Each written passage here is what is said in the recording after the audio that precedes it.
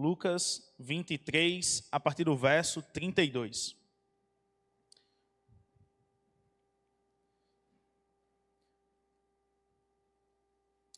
Nosso tema do mês da juventude desse ano é Luz das Luzes.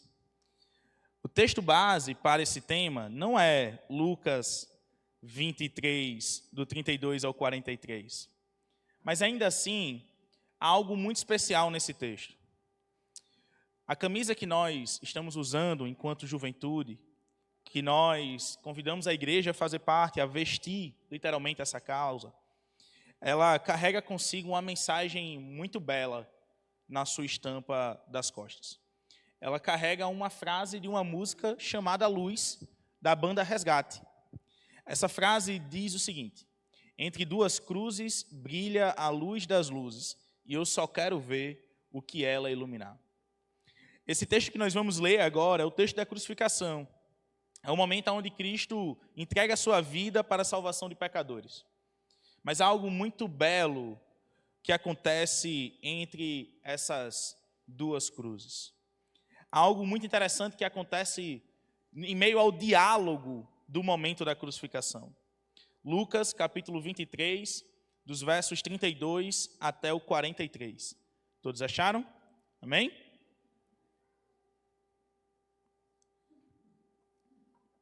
Beber água, que hoje esse é o meu quinto sermão em 3 dias. Eu estive no acampamento dos embaixadores do rei agora nesse final de semana, e eu preguei sexta à noite, sábado manhã e noite, domingo de manhã. E aí vim direto para a igreja, bem dizer. Só fiz passar em casa para tomar banho e trocar de roupa. Lucas 23, do 32 ao 43. Assim diz o texto bíblico. 2 outros homens, ambos criminosos, também foram levados com ele para serem executados. Quando chegaram ao lugar chamado Caveira, ali o crucificaram com os criminosos, um à sua direita e o outro à sua esquerda. Jesus disse: Pai, perdoa-lhes, pois não sabem o que estão fazendo. Então eles dividiram as roupas dele, tirando sortes. O povo ficou observando e as autoridades o ridicularizavam. Salvou os outros, diziam eles. Salve-se a si mesmo, se é o Cristo de Deus, o escolhido. Os soldados, aproximando-se, também zombavam dele, oferecendo-lhe vinagre. Diziam: se você é o rei dos judeus, salve-se a si mesmo. Havia uma inscrição acima dele que dizia: este é o rei dos judeus. Um dos criminosos que ali estavam, dependurados, lançava-lhe insultos. Você não é o Cristo? Salve-se a si mesmo e a nós. Mas o outro criminoso o repreendeu, dizendo: você não teme a Deus, nem estando sob a mesma sentença? Nós estamos sendo punidos com justiça, porque estamos recebendo o que os nossos atos merecem. Mas este homem não cometeu nenhum mal. Então ele disse: Jesus, lembra-te de mim quando entrares no teu reino. Jesus lhe respondeu: eu garanto, hoje você estará comigo no paraíso. Entre duas cruzes brilha a luz das luzes. Diante da cruz de Cristo somos chamados a decidir o que faremos a partir do convite que Cristo nos traz. A partir do momento em que Cristo nos convida a fazer parte do seu reino, ou a partir do momento em que Cristo se revela Salvador por meio do seu ato na cruz do Calvário. A cruz nos convida a tomar uma decisão, a cruz nos convida a assumir um lado, a cruz nos convida a reconhecer a nossa própria condição. Há cenas na Bíblia que parecem simples, que parecem algo já habitual, ou que parece ser algo que a gente já conhece tanto que se torna repetitivo. Mas que quando nós paramos para prestar um pouco mais de atenção, olhar com um pouco mais de atenção, são assustadoramente profundas. Lucas, nesse momento, nos leva ao Calvário. Ele nos leva ao monte do Gólgota. Ele nos leva ao momento da morte do nosso Salvador. Ele nos leva ao momento em que Cristo Jesus derrama o seu sangue. Ao momento em que ele tem um corpo castigado, esmagado pela cruz do pecado, pela cruz do Calvário, por causa dos nossos pecados. O texto que nós acabamos de ler descreve toda a crucificação. Pelo menos uma parte dela, mas o capítulo descreve toda a crucificação. A crucificação não começa quando a cruz é erguida. ela começa muito antes disso. Começa quando o condenado à crucificação é preso, quando ele é espancado na prisão, quando ele é levado a um julgamento público, sendo taxado como um criminoso horrendo e desnecessário à sociedade, por isso a cruz, por isso a morte. Quando ele é envergonhado ao caminhar nu pelas ruas da cidade, em uma marcha extremamente dolorosa, uma via dolorosa até o monte do Gólgota. A crucificação era um momento extremamente violento. Era o show de horror do Império Romano. Era a maneira como o Império Romano tinha para dizer de que ele tinha poder sobre a vida e sobre a morte das pessoas. Não era apenas uma maneira de controle social, de demonstrar poder, mas era uma maneira de intimidar a sua população. Logo quando chegavam ao Gólgota, já não bastando todas as chibatadas, cusparadas, já não bastando toda a humilhação de todo o caminho até o momento da cruz, carregando apenas uma parte da cruz, quando chegavam ao alto do monte, a cruz era finalmente montada. As mãos eram pregadas com pregos de aproximadamente 20 centímetros em um pedaço de madeira, os pés unidos e pregados por outros pregos. Então a cruz era erguida uma primeira vez, para que todos vissem quem era o bandido que estava sendo erguido naquele lugar. Essa cruz, ela era solta. Os soldados que seguravam a cruz com as cordas, na primeira vez que ela era erguida, eles soltavam as cordas, para que ao momento em que a cruz caísse, esmagasse o corpo do crucificado. Depois ela era erguida uma segunda vez, com o crucificado em pleno sofrimento e agonia, para que todos ouvissem os seus gemidos de dor e o vissem morrer. Essa era a crucificação. A princípio, um show de horror. A princípio, a revelação e a manifestação de todos os bandidos, de todas as piores pessoas da sociedade. Lucas descreve 3 cruzes, 2 criminosos, um salvador. E 2 respostas completamente diferentes diante da cruz de Cristo. Os 2 homens estão no mesmo lugar. Os 2 estão sofrendo. Os 2 estão vendo Jesus. Os 2 estão ouvindo Jesus. Mas somente um deles termina aquela história com uma esperança eterna. Isso me faz pensar que talvez a grande pergunta desta noite não seja simplesmente se conhecemos a Cristo. A pergunta não é apenas se você conhece a Jesus. Talvez a pergunta certa seja o que você está fazendo diante da cruz de Cristo.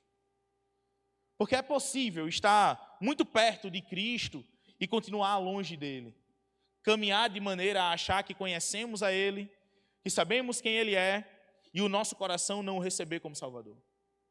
Há uma diferença gigantesca entre passar perto, estar perto e se apegar a Cristo. Há uma diferença gigantesca entre dizer que sabe quem Cristo é e dizer que pertence a Cristo. E de certa forma, estamos também entre 2 cruzes e diante da cruz de Cristo. Primeiro ponto do sermão: 2 cruzes, 2 homens, um Deus. Lucas 23, 33. Assim diz o texto bíblico. Quando chegaram ao lugar chamado Caveira, ali o crucificaram com os criminosos, um à sua direita e o outro à sua esquerda. Imagina essa cena.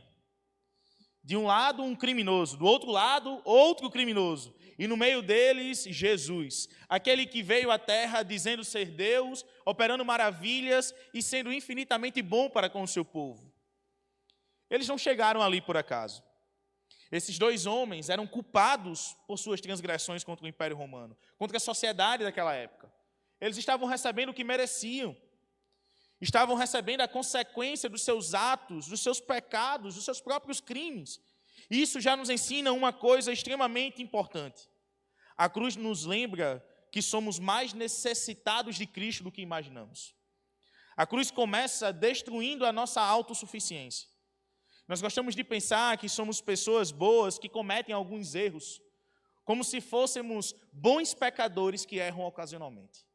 Mas, na realidade, nós somos pecadores imerecedores que pecam deliberadamente, que se afastam do Senhor por sua natureza pecaminosa, mas que são encontrados pela graça de Cristo por sua necessidade de salvação. Aonde o próprio Deus se revela, aonde o próprio Deus se inclina em alcançar o pecador perdido. O Evangelho diz algo muito mais profundo do que a nossa consciência diz acerca de nós mesmos. O Evangelho diz que nós somos pecadores e precisamos desesperadamente de um encontro com Cristo Jesus. O Evangelho nos ensina de que somos extremamente necessitados de salvação. O Evangelho nos ensina de que todos pecaram e destituídos estão da glória de Deus. O Evangelho nos ensina de que somos seres imerecedores de tamanha bondade e graça. O Evangelho nos ensina de que o nosso pecado só tem solução quando alcançado pelo perdão de Deus demonstrado em Cristo Jesus na cruz do Calvário. A cruz não é apenas uma decoração bonita, meu amigo. Não é apenas a decoração que utilizamos no teto. Não é apenas um monumento que colocamos para decorar uma parede, uma decoração de Páscoa. A cruz é algo muito maior do que tudo isso. A cruz aponta para algo muito mais sério. A cruz é a prova de que o nosso pecado nos mata, mas também é a prova de que a cruz de Cristo é a demonstração da graça salvadora de Deus, eficaz sobre a nossa vida e sobre o nosso pecado. Se a cruz desses dois homens, bandidos, pecadores, criminosos, demonstram a nossa condição distante de Cristo, a cruz de Cristo demonstra a bondade e a graça de Deus em alcançar os pecadores perdidos. Os dois estavam igualmente perto de Cristo. Essa talvez seja a parte mais assustadora de todo o texto. Os dois estavam perto, muito perto de Cristo Jesus.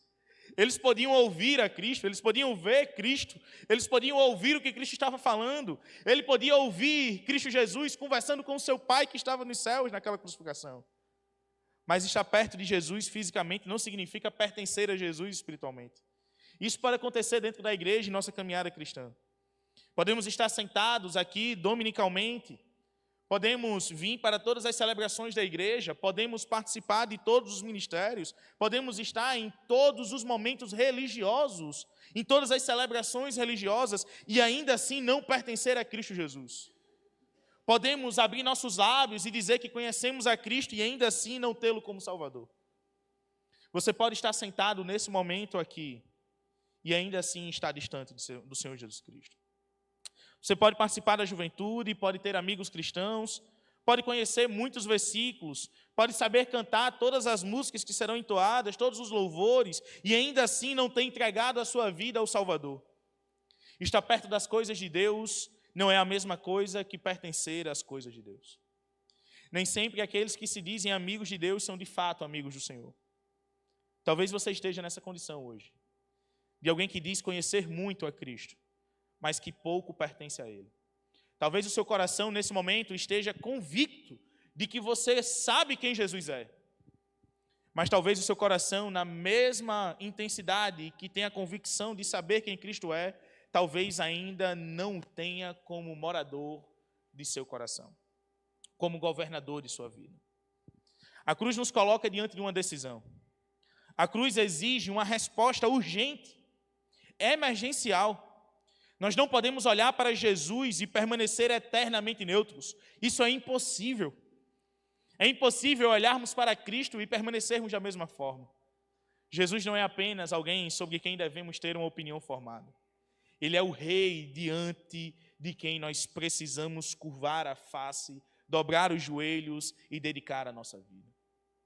Cristo Jesus exige de nós algo muito maior, algo muito mais profundo. Cristo exige de nós a nossa própria vida porque Ele deu a sua vida para salvar a nossa. Podemos dizer que conhecemos a Cristo, mas só seremos de Cristo quando entregarmos a Ele o nosso coração com sinceridade, com veracidade na profissão de nossa fé. Por isso a pergunta desta noite não é apenas se você acredita em Jesus, se você crê que Ele existe ou se você até sabe o que foi que Ele fez. A pergunta desta noite é se você já se rendeu a Ele e o reconheceu como Salvador de sua alma. Segundo ponto do sermão. A cruz mostra um coração que rejeita Jesus da mesma forma que mostra o coração que o reconhece como Salvador. A cruz de Cristo é reveladora. Ela revela aqueles que serão parte do seu reino e ela também revela aqueles que não farão parte do seu reino. Lucas 23, 39. Um dos criminosos que ali estavam dependurados lançava-lhe insultos. Você não é o Cristo? Salve-se a si mesmo e a nós. É interessante perceber que esse homem pede. Vê só, ele clama até, de certa forma, pela salvação de Cristo. Você não é o Cristo? Você não é o Rei? Você não é Deus? Então salve-se a si mesmo e também nos salve, nos tire daqui. Somos assim também, em muitos momentos. Queremos a solução dos problemas, queremos o fim da nossa dor, queremos o fim do nosso sofrimento, queremos a intervenção de Deus em favor de nossa vontade. Mas pouco nos importamos em professar aquele que realmente nos salva de tudo isso. Esse criminoso queria as bênçãos de Cristo Jesus, do Messias, mas não queria o Messias. Ele quer que Jesus resolva o seu problema, a sua dor, o seu sofrimento, mas não quer entregar a sua vida e reconhecer a esse Cristo. Muitas vezes somos assim também.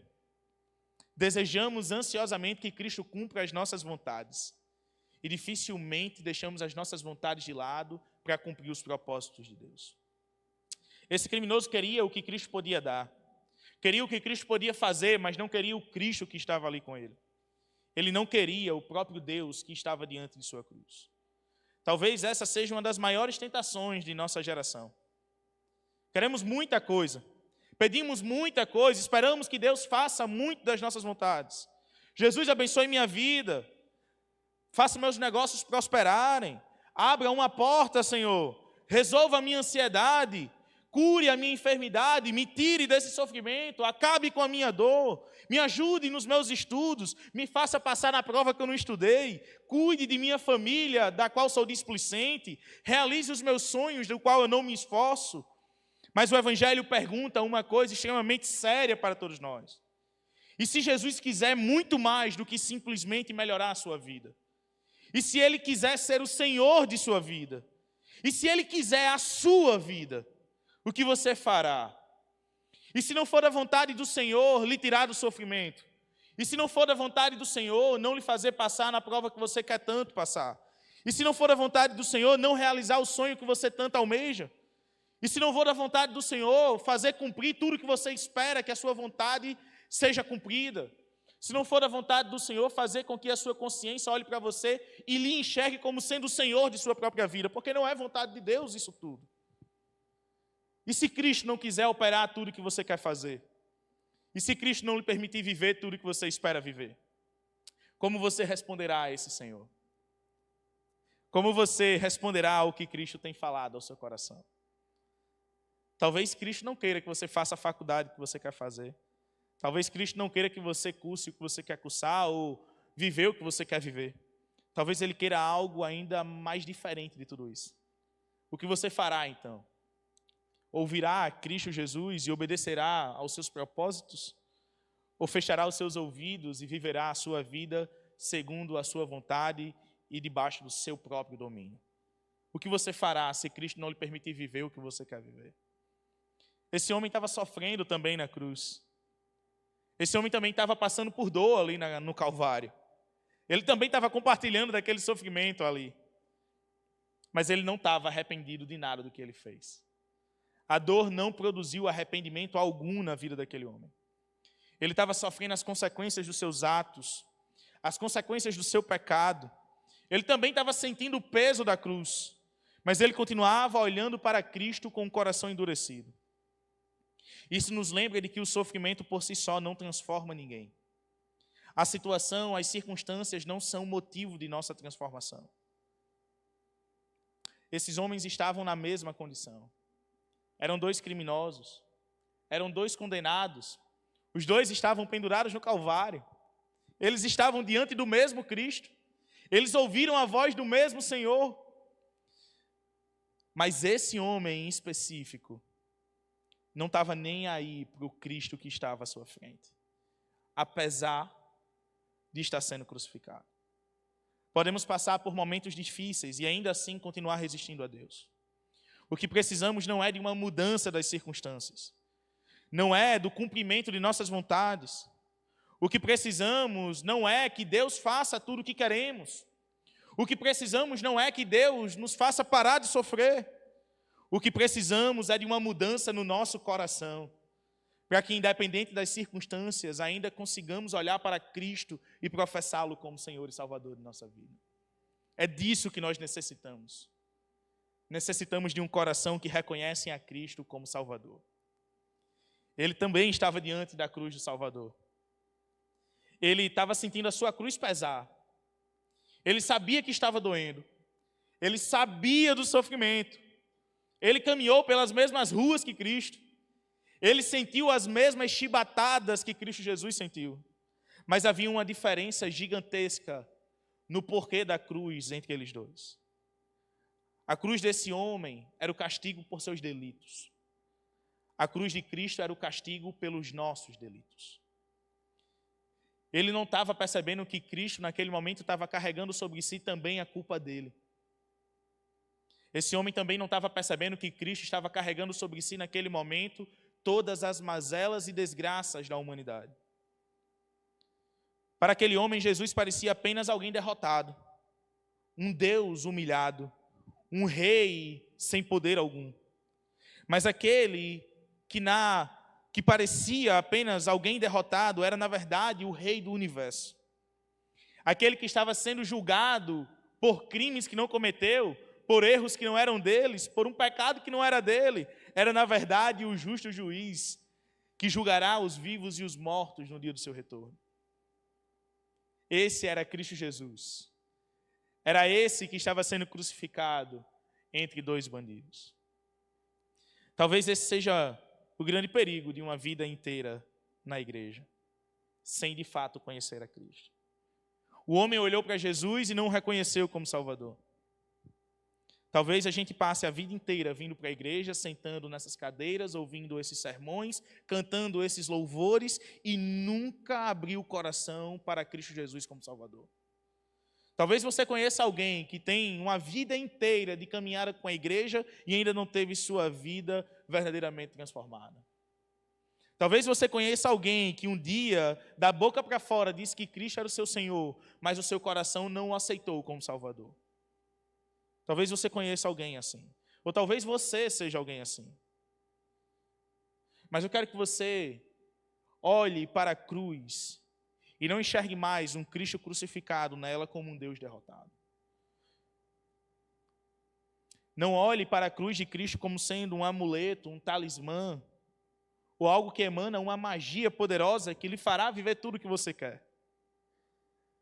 Não queira viver acostumado com Jesus. Queira viver enxergando e reconhecendo a Cristo Jesus. Muitas vezes tornamos a cruz de Cristo o nosso grande amuleto. Conhecemos pessoas que carregam uma cruz imensa no pescoço, para cima e para baixo. Ou que sobre suas próprias costas carregam uma cruz que não era mais necessária. Talvez você conheça alguém assim. Tornamos a cruz o nosso amuleto, tornamos a cruz o nosso talismã, mas não temos o Cristo que derrotou essa cruz como o nosso Senhor. O que precisamos não é de um amuleto nem de um talismã. Também não precisamos da cruz como sendo um mero objeto de decoração. Precisamos do Cristo que nela foi crucificado, mas que não permaneceu morto nela. Precisamos do Senhor que derrotou a cruz. Que, como diz Colossenses, e que nós já falamos aqui, triunfou poderosamente sobre tudo isso na cruz do Calvário. Precisamos desse Senhor que venceu a morte. Precisamos do Deus que iluminou a todo o mundo por meio do seu sacrifício remidor. Terceiro ponto do sermão. Havia duas cruzes de homens pecadores e condenados. E havia a cruz de um Salvador naquele lugar. A outra cruz, do outro homem, mostra um coração que se rende. A cruz revelou o coração endurecido de um dos criminosos. Mas a cruz também revelou o coração convencido de seu próprio pecado do outro criminoso. E parece que tudo muda quando Lucas começa a narrar a história desse segundo bandido. É interessante. O bandido vai dizer o seguinte, verso 41. Nós estamos sendo punidos com justiça, porque estamos recebendo o que os nossos atos merecem.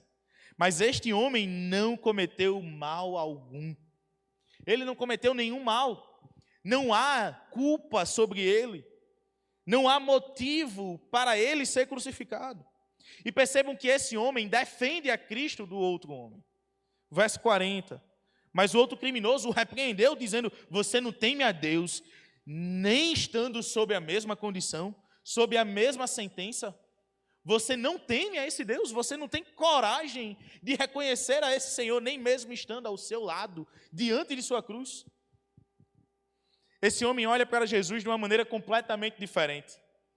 Ele reconhece quem Cristo é. Ele reconhece que aquela cruz não era uma cruz qualquer. E ele reconhece que o Deus que estava ali sendo castigado, não era castigado por seus próprios pecados, porque não havia pecado. Aquela cruz era diferente. Aquela cruz carregava um peso muito maior do que dos outros dois homens que estavam sendo crucificados. A cruz do meio carregava o peso do pecado de toda a humanidade. Cristo carregava sobre si as dores de toda a humanidade. Cristo carregava sobre si as enfermidades de toda a humanidade. Era muito mais pesada do que todas as outras. Era muito mais dolorosa do que todas as outras. Cristo não estava sofrendo por si mesmo. Ele estava sofrendo por mim, por você. Cristo estava sofrendo por todos nós. Esse homem, ele não tenta se defender. Ele não diz assim: eu nem sou tão ruim assim, Jesus. Ele nem disse para Jesus assim: mas todo mundo erra, né? Quem nunca errou, que atira a primeira pedra, né? Quem nunca pecou, que atira a primeira pedra. Ele também não disse para Jesus: Senhor, eu tive meus motivos para fazer o que eu fiz. Ele simplesmente reconhece a sua condição. E ele professa quem Cristo é. Nós estamos recebendo o castigo que os nossos atos merecem. Isso é arrependimento. Essa é a conclusão de uma alma que é confrontada pelo Espírito Santo de Deus. O arrependimento começa quando nós paramos de fugir da verdade sobre quem nós de fato somos e sobre a nossa real condição. O arrependimento começa não quando os nossos lábios se abrem, mas quando o nosso coração é aberto por Cristo Jesus. Eu sou pecador, eu preciso de Cristo, eu não consigo salvar a mim mesmo. Foi a profissão dos lábios desse homem, que estava igualmente na mesma condição de quem estava ao seu lado. Ele reconhece quem Jesus é. Depois ele olha para Jesus e defende a Cristo, dizendo que esse Jesus não fez nada de errado. Mas ele vai além disso, ele vai ainda mais longe. Ele vai dizer no verso 42, Jesus, lembra-te de mim quando entrares no teu reino. Pare só para pensar nisso daqui. Jesus está pregado numa cruz, está sendo humilhado, está sendo motivo de zombaria, está prestes a morrer, está sendo motivo de chacota. Aquele que diz ser Deus, sendo morto, crucificado, humilhado dessa maneira, que Deus é esse que não conseguiu resistir nem mesmo ao poder do Império Romano? Quem é esse rei? Que rei é esse que está sendo julgado dessa maneira por outros homens? Quem é esse que, dizendo ser Deus e ser dono de todo poder e autoridade, ainda assim está sendo morto pela mão de outros homens? Cristo está prestes a morrer nesse momento. E aquele homem olha para esse Cristo, nessa condição, e diz assim: quando você vier no seu reino, quando entrares no teu reino, isso é fé. Esse homem enxergou um reino que ainda não chegou. Ele reconheceu um rei aonde ninguém mais via. Ele reconheceu um Deus aonde todos viam um ser humano miserável que estava sendo humilhado e morto. Ele viu o próprio Deus. Ele acreditou no reino quando tudo ao redor parecia provar que o reino havia se perdido.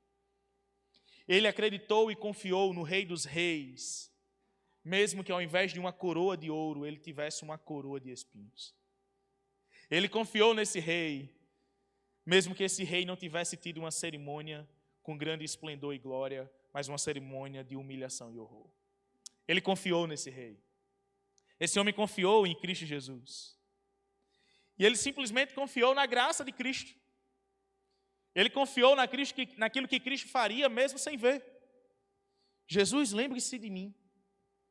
Ele não tinha tempo para fazer grandes promessas, ele não tinha tempo para construir uma boa reputação, ele não tinha tempo para restaurar sua condição de vida e se tornar um homem trabalhador, honesto na sociedade. Esse pecador não tinha tempo para isso.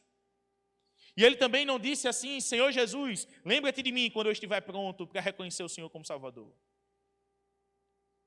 Ele apenas o reconheceu como Salvador e pediu para que Cristo lembrasse dele em seu reino.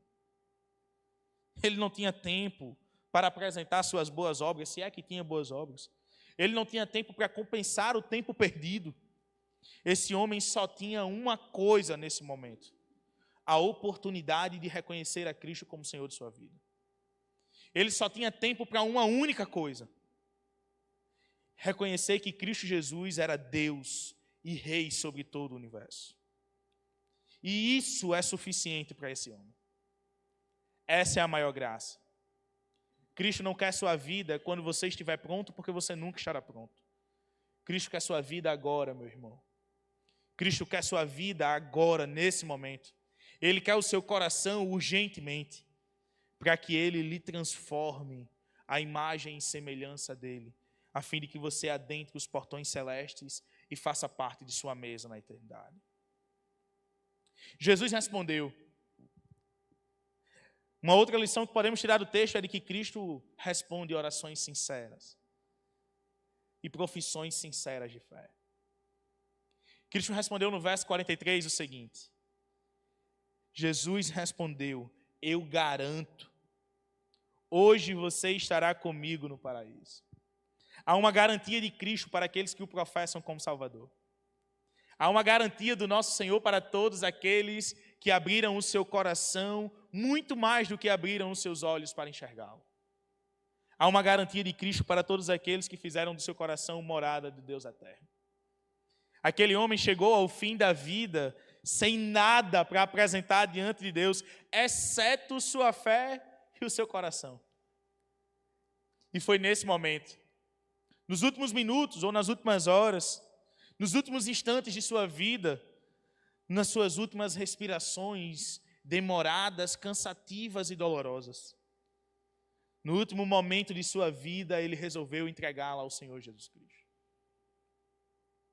Ele descobriu que Cristo era suficiente para a sua salvação. E ele entendeu que essa cruz não era uma cruz qualquer. Não era mais um ser humano sendo morto.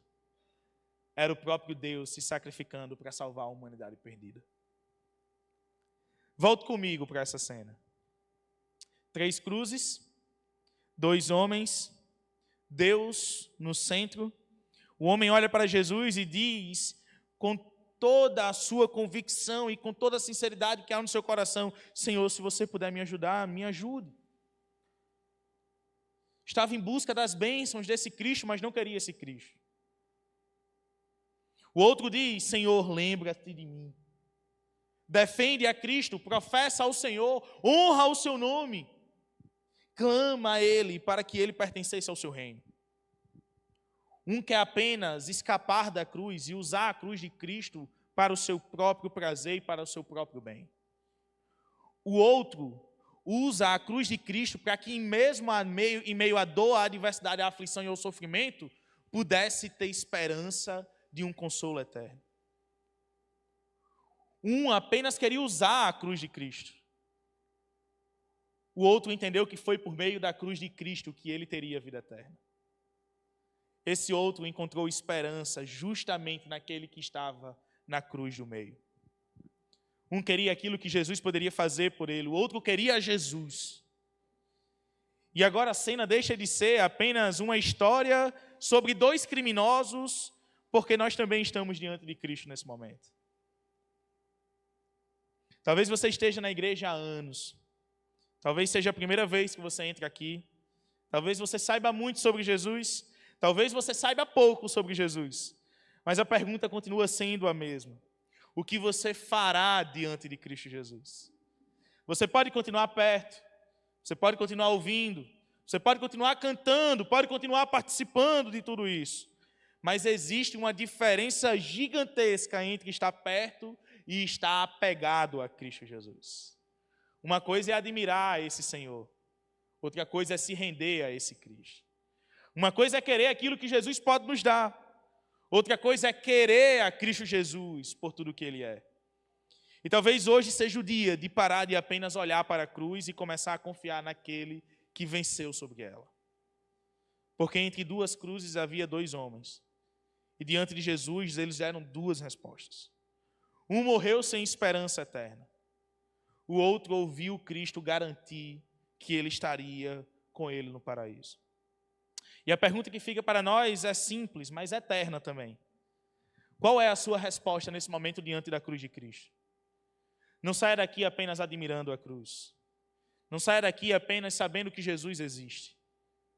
Saia daqui crendo que Cristo é o único e suficiente Salvador para a sua alma perdida. Não busque apenas as bênçãos de Cristo. Busque o próprio Cristo. Não tente construir uma vida suficientemente boa para merecer a Cristo, porque você não merecerá. Reconheça a sua condição. Reconheça que você precisa da graça de Deus. E busque a Deus. Porque a nossa esperança não está naquilo que nós podemos fazer por Cristo Jesus. A nossa garantia é de que a nossa esperança está justamente naquilo que Cristo fez por nós. Nada do que faremos será digno. Nada do que faremos será suficiente. Nada do que a gente fizer será suficientemente bom. Mas o que Cristo fez por nós já é a garantia eterna de nossa salvação. A cruz de Cristo foi a mais pesada daquelas três. A dor de Cristo foi a maior de todas elas. O sofrimento e humilhação de Cristo foi maior do que a dos outros dois homens. Mas a salvação de Cristo e a glorificação de Cristo foi infinitamente maior do que tudo isso. E sabe qual é a graça maior em tudo isso? Entre essas duas cruzes brilhou a luz das luzes. Cristo Jesus fez por nós o que não poderíamos fazer sozinhos.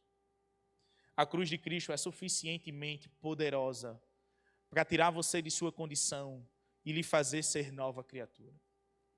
A cruz de Cristo é suficientemente poderosa para transformar o seu ser. A cruz de Cristo é suficientemente poderosa para transformar quem você é neste exato momento. E a cruz de Cristo também foi suficientemente poderosa para lhe garantir a salvação eterna. É uma garantia. Todos aqueles que professam a Cristo como Salvador estão salvos da ira do inferno para todo sempre. Todos aqueles que reconhecem a Cristo como seu único e suficiente Salvador, com o seu coração sincero e íntegro diante de Deus, com a profissão não apenas dos seus lábios, mas com a profissão de sua alma, todos esses receberão por herança a terra que Deus está preparando. Não deixe, meu irmão, não deixe que sua mente se esqueça de que a solução para os seus problemas não é Deus lhe tirar do sofrimento, mas é Deus se fazer presente em sua vida em meio ao sofrimento.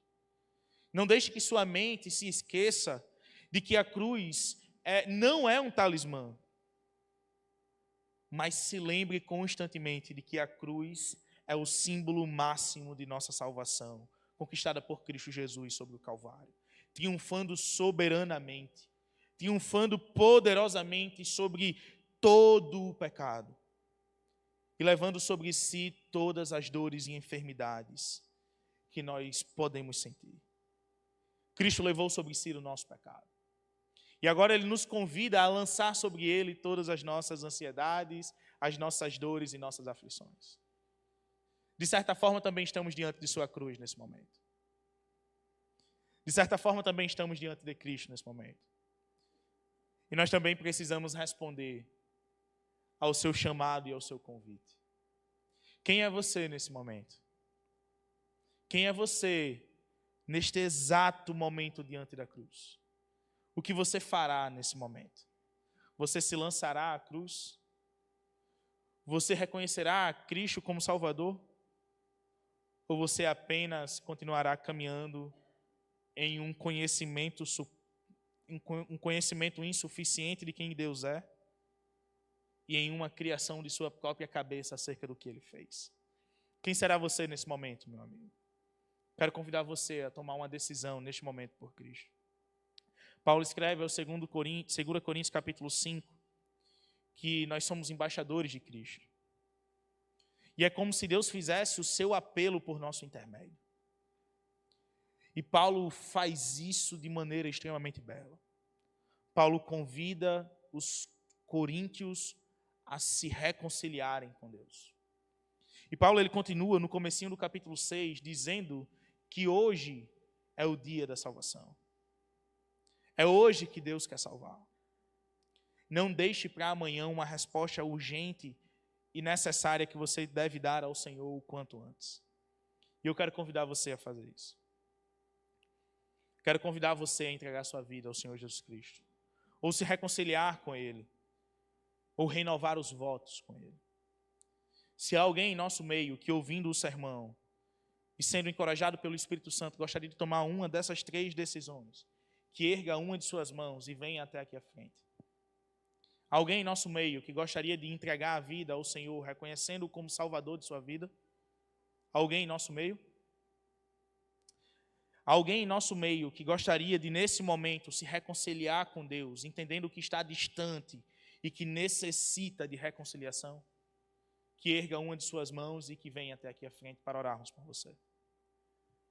Alguém em nosso meio que gostaria de renovar os votos com o Senhor, porque se sente distante, vê que está fraquejando na fé e precisa de renovo. Alguém em nosso meio, nessa condição, que erga uma de suas mãos e venha aqui à frente para orarmos com vocês. Eu não vou ser chato e já fiz os 3 apelos. Alguém em nosso meio em uma dessas 3 condições? Não havendo, louvado seja Deus. Mas que Deus dê uma nova oportunidade a você que nesse momento não respondeu a nenhum desses 3. Que Deus dê uma nova oportunidade de você dedicar sua vida a Ele e reconhecê-lo como Salvador. Que Deus dê também uma nova oportunidade para você se reconciliar com Ele. E que Deus dê também a você uma nova oportunidade para você se colocar diante dEle e clamar a Ele por renovo. Deus abençoe a vida de vocês. Nós temos algumas comunicações.